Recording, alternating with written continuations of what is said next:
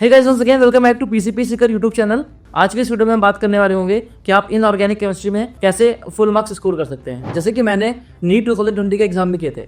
Video start होने से पहले मैं अपना इंट्रोडक्शन दे देता हूँ। मेरा नाम अभ्युदय है। मैंने नीट में 710 marks out of 720 marks gain किए थे और मेरी ऑल इंडिया रैंक 17 थी।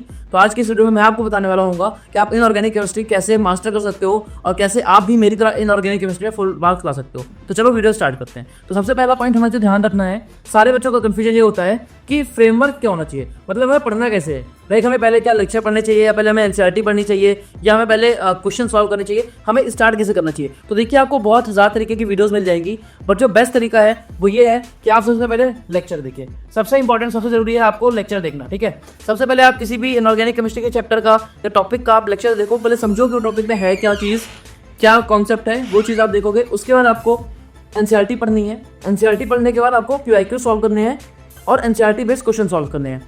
अब क्या मतलब हुआ कि क्यूआईक्यू और एनसीईआरटी बेस्ड क्वेश्चन का ये मतलब हुआ कि आपको प्रीवियस ईयर क्वेश्चन जो भी 10 साल में आए हो, ठीक है, कितने साल में आए हो, जो 10 साल में क्वेश्चन आए हो वो आपको सॉल्व करने हैं। क्यूआईक्यू में 10 ईयर के क्वेश्चन सॉल्व करने हैं, ठीक है। उसके बाद उससे आपको आइडिया मिल जाएगा कि क्या टॉपिक्स इंपॉर्टेंट हैं और क्या इंपॉर्टेंट नहीं है, ठीक है। उसके बाद आपको पता चलेगा क्वेश्चन आते भी किस तरीके से है इनऑर्गेनिक केमिस्ट्री में। तो पीआईक्यू सॉल्व करना बहुत इंपॉर्टेंट है। देन साथ ही साथ आपको एनसीईआरटी बेस्ड क्वेश्चन सॉल्व करने हैं। आपको कोई भी आलतू फालतू क्वेश्चन, मॉड्यूल के सारे क्वेश्चन सॉल्व नहीं करने हैं। आपको वही क्वेश्चन सॉल्व करने हैं जो जिसके आंसर एनसीईआरटी में दिए हो, या जो क्वेश्चन एनसीईआरटी के बुक से ही बनाओ। क्योंकि आपके नीट के एग्जाम में कोई भी क्वेश्चन ऐसा नहीं होगा जो आउट ऑफ एनसीईआरटी आएगा, कभी नहीं आता। Inorganic chemistry is all about NCERT and NCERT. तो उसके बाद अगर मैं बात करूँ, आगे बढ़ते हैं, तो हमारा शॉर्ट नोट्स की बात करते हैं। आपको शॉर्ट नोट्स बनाने हैं, हर चैप्टर के शॉर्ट नोट्स बनाने हैं। कैसे बनाने हैं मैं आपको वीडियो में आगे बताऊंगा, पर आपको हर चैप्टर के शॉर्ट नोट्स बनाने हैं, क्योंकि आप हमेशा बार बार पूरी एनसीईआरटी रिवाइज नहीं कर सकते हो।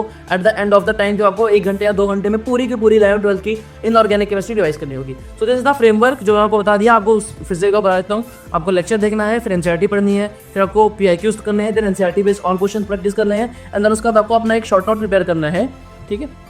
अब देखो, एनसीईआरटी बहुत इंपॉर्टेंट है, ठीक है। आप एनसीईआरटी को पढ़ना अवॉइड नहीं कर सकते हो। बहुत बच्चे क्या सोचते हैं कि भैया एनसीईआरटी छोड़ देते हैं, कहीं किसी के रोड से पढ़ लेते हैं या किसी टॉपर्स के रोड से पढ़ लेते हैं। वो सब एकदम बकवास चीज़ है। आपको NCERT is the basic source जो आपको इनऑर्गेनिक केमिस्ट्री में full out of full marks score करने में मदद करेगी। तो एनसीईआरटी आपको जरूर पढ़नी है, ठीक है। तो एनसीईआरटी से ही क्वेश्चन मानने हैं तो आपको एनसीईआरटी पढ़नी है।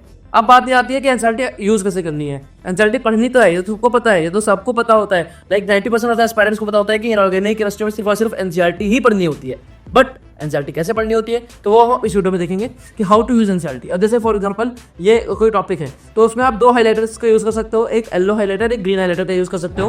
येलो हाइलाइटर से आप बहुत ही कम चीजें हाईलाइट करोगे, ग्रीन से आप बहुत ज्यादा चीजें हाईलाइट कर सकते हो। देखो, मेरा ये मानना होता था कि येलो से आप बहुत ही इंपॉर्टेंट चीज हाईलाइट करो, बहुत ही इंपॉर्टेंट इन द सेंस जिससे प्रीवियस ईयर क्वेश्चन आ रखे हो। लाइक ये देखो, मैंने लिखा है मोस्ट इंपॉर्टेंट है, नीट 2019 ओडिशा में भी आया और नीट 2020 में भी क्वेश्चन आया हुआ है कि कौन कौन सी इम्प्योरिटीज होती हैं, यहाँ से क्वेश्चन आ रखा है। फिर उसके बाद आप क्या कहते हैं, यहाँ से आप देख सकते हो कि यहाँ पे क्या जो टेम्परेचर वाली चीज़ है, यहाँ पे कभी कभी क्वेश्चन आता है टेम्परेचर वाले पे, या आप एग्जाम में भूल सकते हो। तो दैट इज द टेम्परेचर वाली जो चीज़ है उस पर आप अच्छे से मार्क कर सकते हो, क्योंकि वही चीज़ें होंगी जो आपको 1-2 क्वेश्चन गलत करवा सकते हैं पेपर में और आपको फुल मार्क्स लाने से रोक सकती हैं। तो आपको टेम्परेचर पे, रिएजेंट पे, इस पर बहुत ही स्पेशल फोकस करना है। कहीं पे कोई भी रिएक्शन में कोई बाई प्रोडक्ट बन रहा है तो वो बाई प्रोडक्ट क्या है, तो ऐसी चीज़ों पर आपको ध्यान रखना है। फिर उसके बाद मैं आपको बताऊँ, देखो ये मैं सिर्फ आपको एक एग्जाम्पल के तौर पर बता रहा हूँ, ठीक है। ये सिर्फ और सिर्फ एक एग्जाम्पल है कि ऐसे आपको पढ़ना है, ठीक है। ये एक यही नहीं बता रहा कि ऐसे ब्लॉक ऐसे पढ़ना है या प्री ब्लॉक ऐसे पढ़ना है। मैं आपको एक जनरलाइज पर्सपेक्टिव दे रहा हूँ कि अगर आप कोई भी टॉपिक पढ़ोगे तो आप ऐसे ही पढ़ोगे, ठीक है।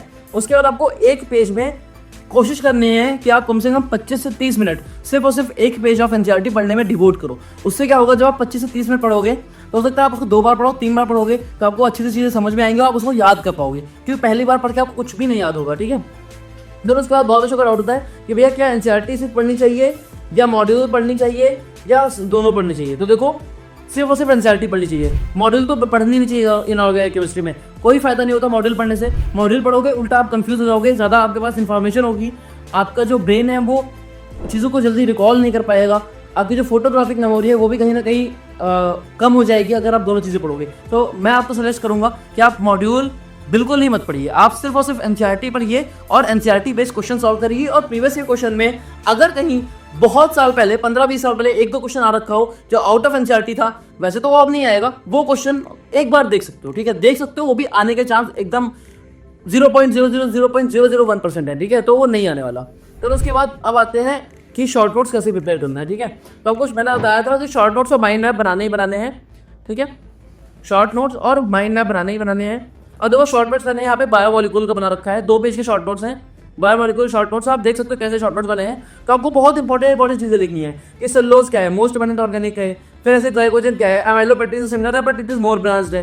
तो आपको वो चीजें लिखनी है जो आप एग्जाम में गलत कर देते हो, ठीक है। जैसे मैं बार बार भूल देता था कि ग्लाइकोजन ज्यादा ब्रांच होता था या एमाइलोपेक्टिन होता था। तो ये सब चीजें आपको बस खाली बेसिक चीजें लिखनी है जो आप पेपर में हमेशा गलत करते हो, और ये आपको तभी पता चलेगी जब आपने बहुत सारे क्वेश्चन सॉल्व किए होंगे। इसीलिए मैंने आपको बोला, पहले क्वार्टर में मैंने आपको बोला था कि आपको शॉर्ट नोट्स तभी प्रिपेयर करने हैं जब आप क्वेश्चन सॉल्व कर चुके हो। नहीं तो अगर आपने क्वेश्चन नहीं सॉल्व किए और आप शॉर्ट नोट्स प्रिपेयर करने लग गए तो आपको जो शॉर्ट नोट्स बनेंगे वो एनसीईआरटी के इंपॉर्टेंट पॉइंट्स होंगे, वो पॉइंट नहीं होंगे जो आपके लिए स्पेसिफिक हैं। They were not be tailored specific points जो आपके लिए जरूरत है, ठीक है।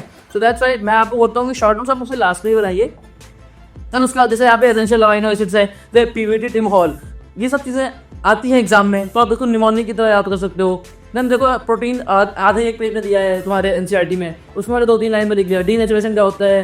डीनेचुरेशन में क्वेश्चन आ रखा है, जो तो आप एक पॉइंट लिखा है ना, वो सारे क्वेश्चन आ रखे होंगे प्रीवियस ईयर में। क्यों? क्योंकि मैंने क्वेश्चंस को माइंड में रखते हुए ये शॉर्ट नोट्स प्रिपेयर किए थे, और आपको भी सेम टू सेम ऐसे ही शॉर्ट नोट्स प्रिपेयर करने हैं। तो दैट्स व्हाई ये बहुत इंपॉर्टेंट हो जाता है।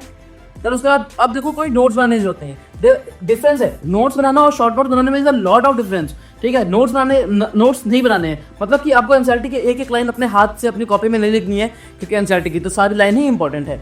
सो आपको अपनी फोटोग्राफिक मेमोरी स्ट्रांग रखनी है, तो आपको एनसीईआरटी से ही पढ़ना है, एक फ्लो में पढ़ना है, जैसा एनसीईआरटी में दिया वैसे पढ़ना है। तो आपको अलग से नोट्स बनाने की जरूरत नहीं है, बट हाँ शॉर्ट नोट्स बनाने की बहुत जरूरत है, ठीक है। तो उसके बाद आता हूँ रिविजन पे।